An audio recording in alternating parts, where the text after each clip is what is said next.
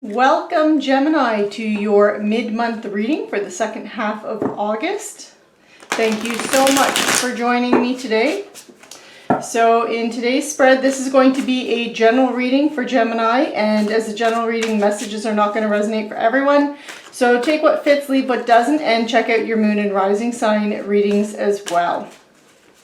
I'm going to be pulling cards for the second last week of August and for the last week of August, as well as one card for the overall energy for the last 2 weeks. And then I'm going to pull some Archangel Power Tarot cards to wrap up the reading.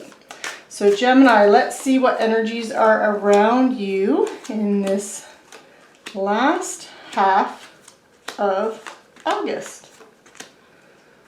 Okay. Okay, so Gemini. So the overall energy for you for this last 2 weeks of August is this Page of Swords, and this indicates you could be receiving information or messages could be coming to you in this last week, in the last 2 weeks of August. So a lot of information coming in. There could even be truths that are realized, like information that might have been hidden before, you were just unaware of, now comes to the surface. Also, if there was any kind of secrets, anything like that being kept from you, they'll be realized in these last 2 weeks. And there could also, someone could be, sometimes the Page of Swords indicates gossip being around you. So someone could have been talking about you behind your back, and if that's the case, then that will be coming out in this last 2 weeks of August for you. But for many of you, I think this is information coming in, because especially in this second last week of August, you have a lot of Wands energy. You have the Ten of Wands, Two of Wands, Four of Wands, and then the Hermit, and the Hermit is even holding a wand. So there's a lot of fast activity going on in this second last week of August.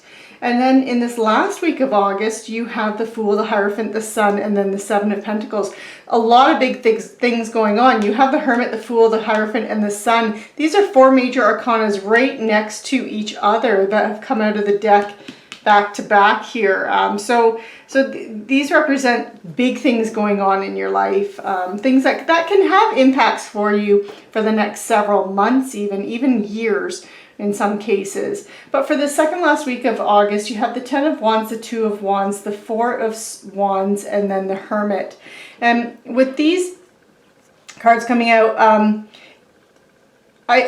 it seems like you've been very busy. You've had a lot on the go. You might even have been feeling stressed and overburdened with a lot of responsibilities. But that's going to be winding down in the second last week of August here. And you have a celebratory energy around you. So if you've been overburdened, if you've been feeling stressed, that's going to lighten. You're going to feel that energy lighten in the second last week of August, especially with this Four of Wands. So this can indicate events going on, events that are tied to friends and family, reunions, anniversaries, births, marriages, but it doesn't have to be anything that grand. It can just be getting together with people or just celebrating. Sometimes this Four of Wands even indicates marriage as well. So there could be a marriage in your family or even you, Gemini. But with the Two of Wands here, I feel like one of the reasons why things are lightening up for you is because you've made some kind of a choice or a decision here.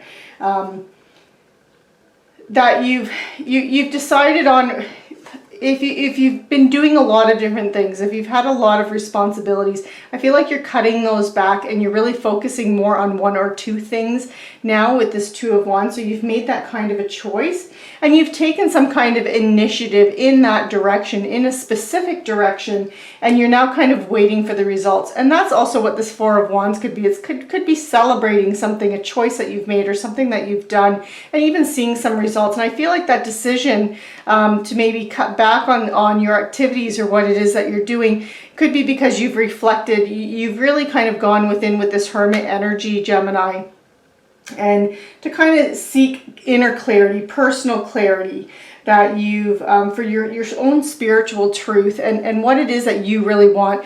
Because I feel like this was really, you were headed towards a burnout with this 10 of Wands energy. You had so much on the go that you knew you needed some kind of a change. You needed to really focus your energies, and it looks like you're doing that. And that's come from you going inward to really assess what it is that you really want to do. And this can relate to your money, career, finance, could relate to your relationships. And relationships, when I say relationships, it doesn't just mean romantic relationships. This also goes into your personal relationships. So friends, family, parents, children, colleagues even. And then we have the Fool and the Hierophant, the Sun, and the Seven of Pentacles. So everything that you're doing, Gemini, and I really feel like whatever you've cut back on, you've kind of taken a little bit of a leap of faith here in choosing a direction you're going to go in. It's something that's, and I feel like this direction, so for some of you, this is going to be in the area of your money, career, finance, or what it is that you do in life. And it's a bit more traditional or of a traditional nature, but whatever it is, you have the sun shining down on you, and this is really, the sun represents happiness and material happiness and successful and joyous outcomes. This is really the sun shining down on you and blessing you and illuminating your path as you move forward, and ensuring that you're making all the good choices as you go forward, and helping you to make good choices. So really, again, universe having your back to help to ensure your success as you move forward. But there is a bit of a waiting period. The Two of Wands represents a little bit of waiting, but so does the Seven of Pentacles. So with the Seven of Pentacles, it represents you're willing to put in all the hard work and the effort, and you're also willing to be patient.